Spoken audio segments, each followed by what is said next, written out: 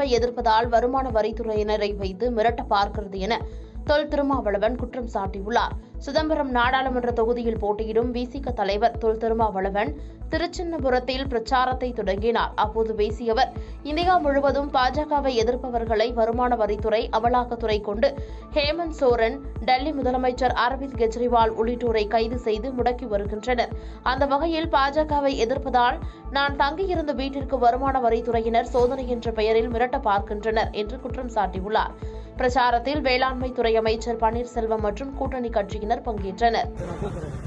வருமான வரித்துறையை சார்ந்தவங்க ஏதோ நான் கோடி கோடியா பணத்தை வச்சுக்கிட்டு தேர்தல் செலவு பண்றேன்னு சொல்லி வந்து வீட்டெல்லாம் போய் சுத்தி எல்லாம் நான் தங்கியிருந்து, அவரு நம்ம கட்சிக்காரர் சந்தேஸ்வரன் நல்லூர்ல, அவரு திடீர்னு உள்ள வந்து எங்கேயும் போகக்கூடாது, செல்போன்லாம் ஆஃப் பண்ண, எல்லாத்தையும் திறந்து காட்டு, ரூம் ரூமா திறந்து காட்டி பெட்டி பெட்டியா திறந்து பார்த்து பயமுறுத்துறாங்களாம். நாம வந்து அவங்களை எதிர்த்து பேசுறங்கிறதுக்காக.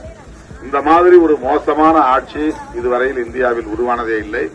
அந்த ஆட்சியை அகற்ற வேண்டும் என்பதற்காகத்தான் நம்முடைய முதலமைச்சர் அண்ணன் தளபதி ஸ்டாலின் அவர்கள் அகில இந்திய அளவில் தலைவர்களை எல்லாம் சந்திச்சு பேசி இந்தியா என்கிற ஒரு கூட்டணியை உருவாக்கியிருக்கிறார். அந்த கூட்டணியில் நம்முடைய விடுதலை சிறுத்தைகள் கட்சியும் ஒரு உறுப்பினர், அதாவது மெம்பர், நம்முடைய கட்சி அதில் இருக்கு. செய்யூர் அருகே தனியாருக்கு சொந்தமான கல்குவாரியில் வருமான வரி சோதனை நடைபெற்று வருகிறது. செங்கல்பட்டு மாவட்டம் செய்யூர் சட்டமன்ற தொகுதிக்குட்பட்ட பெரிய வெண்மணி என்கின்ற கிராமத்தில் நாகமலை பகுதியில் 3 வருடத்திற்கு மேல் இயங்கி வரும் தனியார் கல்குவாரி மற்றும் மண் அரைக்கும் கிரஷரில் சுமார் 8 பேர் கொண்ட வருமான வரித்துறையினர் குழு திடீரென சோதனையில் ஈடுபட்டு வருகின்றது. நாடாளுமன்ற தேர்தல் நெருங்கும் நிலையில் தற்போது சென்னை பல்லாவரம் பகுதியைச் சேர்ந்த தியாகராஜன் என்பவருக்கு சொந்தமான கல்குவாரியில் நடைபெற்று வரும் சோதனையால் செய்யூர் மற்றும் அதன் சுற்றுவட்டார பகுதியில் பரபரப்பான சூழல் நிலவி வருகிறது.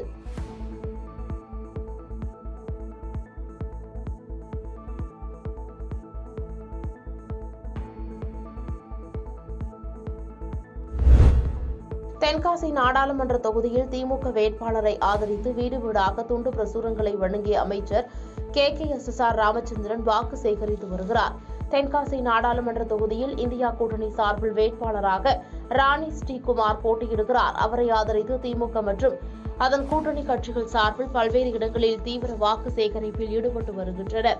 அந்த வகையில் தென்காசி மாவட்டம் இலஞ்சி பகுதியில் வருவாய் மற்றும் பேரிடர் மேலாண்மை துறை அமைச்சர் KKSSR ராமச்சந்திரன் வாக்கு சேகரிப்பில் ஈடுபட்டார். அப்போது திமுக மற்றும் கூட்டணி கட்சி தொண்டர்களுடன் வீடு வீடாக சென்று துண்டு பிரசுரங்களை வழங்கினார். தொடர்ந்து செய்தியாளர்களை சந்தித்து பேசிய அவர், தமிழக முதலமைச்சர் ஸ்டாலின் தலைமையில் அமைந்துள்ள கூட்டணி வலுவான கூட்டணி எனவும், அந்த வகையில் தமிழகத்தில் வழங்கப்படக்கூடிய மகளிர் உரிமை தொகை தங்களுக்கு மிகப்பெரிய ஆதரவாக உள்ளதாகவும் தெரிவித்தார். மோடி ஆட்சி மாற்றம் ஏற்பட்டு இந்தியா கூட்டணி ஆட்சிக்கு வந்தால் நாடு சுபிட்சமாக மாறும் என கூறினார். தமிழ்நாட்டை 2 திராவிட கட்சிகளும் ஆட்சி செய்து அழித்து விட்டார்கள் என பாஜக வேட்பாளர் ராதிகா சரத்குமார் விமர்சனம் செய்துள்ளார். தமிழகத்தில் வரும் ஏப்ரல் 19ஆம் தேதி நாடாளுமன்ற பொதுத் தேர்தலுக்கான வாக்குப்பதிவு நடைபெற உள்ளது. இதற்கான வாக்கு சேகரிப்பில் அரசியல் கட்சியினர் வேட்பாளர்கள் ஈடுபட்டு வருகின்றனர். இந்நிலையில் விருதுநகர் நாடாளுமன்ற தொகுதியில் போட்டியிடும் பாஜக வேட்பாளர் ராதிகா சரத்குமார் விருதுநகரின் பல்வேறு பகுதிகளில் பிரச்சாரத்தில் ஈடுபட்டார்.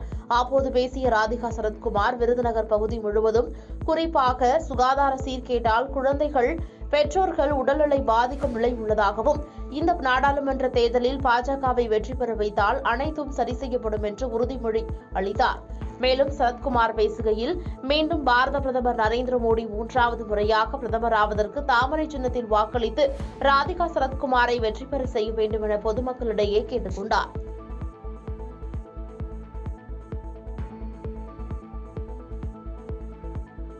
பாதகம் செய்பவரை கண்டால் நாம் பயங்கொள்ளலாகாது பாப்பா, மோதி மிதித்து விடு பாப்பா, அவர் முகத்தில் உமிழ்ந்து விடு பாப்பா.